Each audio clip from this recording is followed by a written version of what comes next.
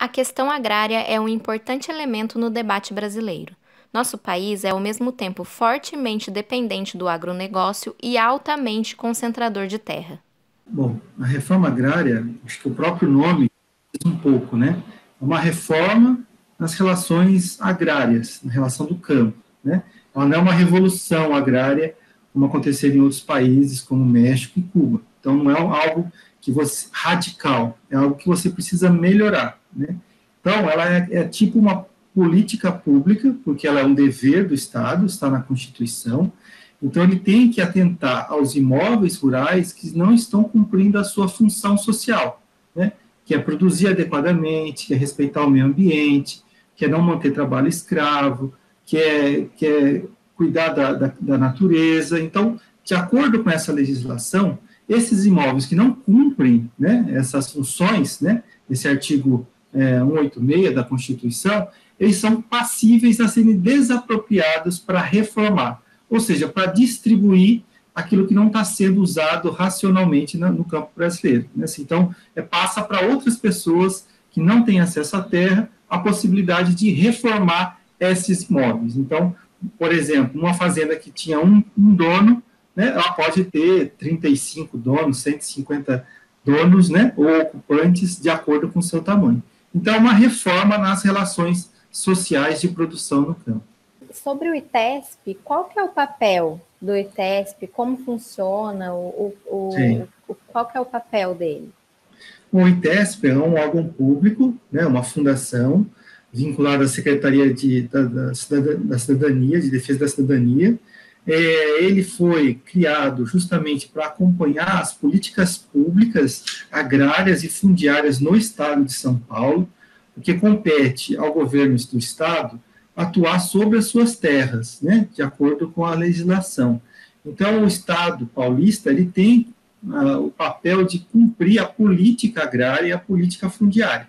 E no caso do Estado de São Paulo, é a Fundação Instituto de Terras. Então, o ITESP, ele promove políticas públicas, cria políticas públicas para famílias assentadas, para famílias quilombolas, para famílias ribeirinhas, e também atua na legislação fundiária urbana, na regularização urbana em parceria com os municípios. Esse é um lado de assistência técnica, né, através de políticas de fomento, através de políticas de investimento, de educação. Né. O outro lado também do ITESP é arrecadar terras públicas, né, para fazer novos assentamentos. Né, assim.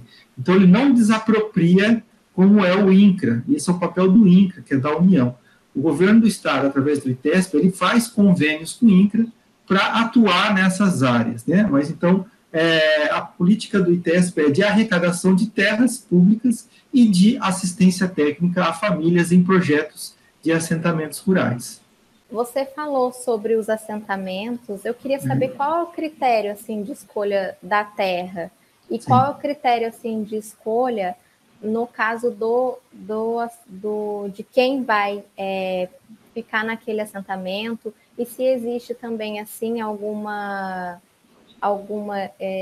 uma eleição, alguma coisa assim, para definir quem vai ser o líder naquele momento ali. Bom, os assentamentos rurais, eles são um tipo de política pública, né, assim, que é organizada pelo governo federal ou estadual, né, então é a atribuição deles de acordo com a arrecadação das terras. No caso de São Paulo, né, os assentamentos rurais, eles são feitos através da retomada de terras devolutas, terras públicas estaduais, como a região do Pontal do Paranapanema, a região de Iaras, né, e algumas áreas do Vale do Ribeira. Então, as terras públicas estaduais.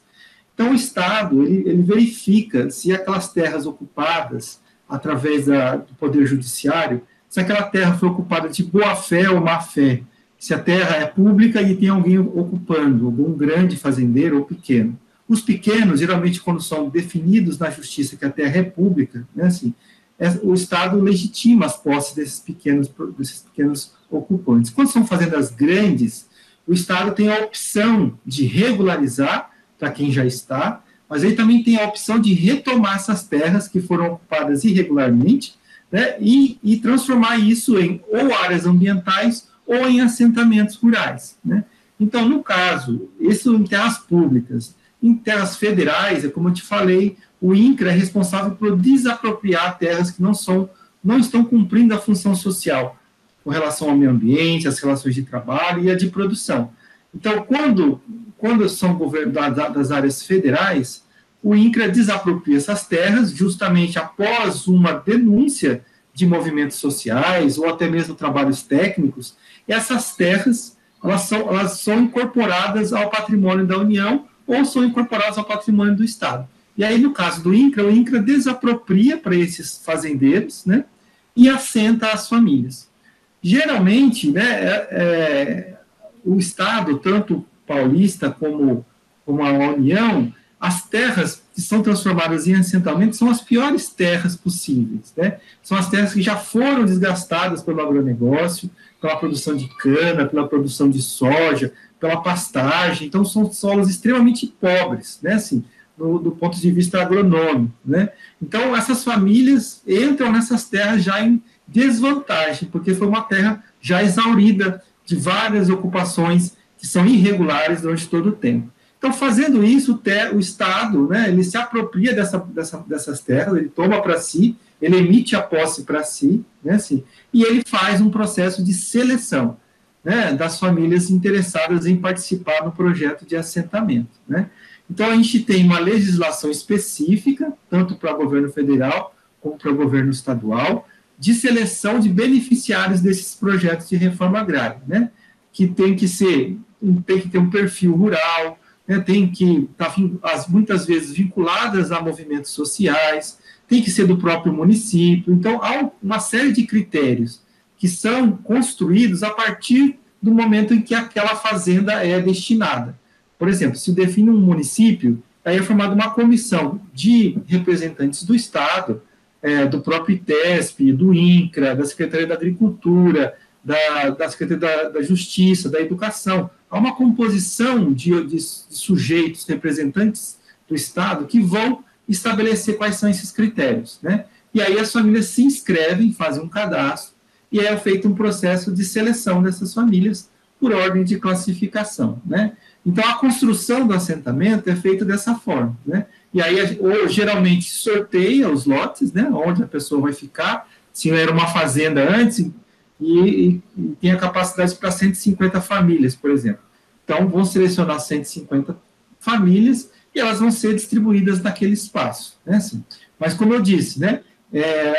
Logo quando entra, não se tem nenhum tipo de política. Essa é uma das grandes dificuldades dos assentamentos, né? Eles entram sem nada, né? Assim, e já pegando uma terra desgastada, né? Então, a grande dificuldade, que muitas vezes saem denúncias ou coisas na mídia de que a reforma agrária não funciona, né? Porque a reforma agrária não é somente também só a desapropriação de terras, é também um conjunto de políticas públicas para fazer com que esse sujeito e essa família fique ali, né?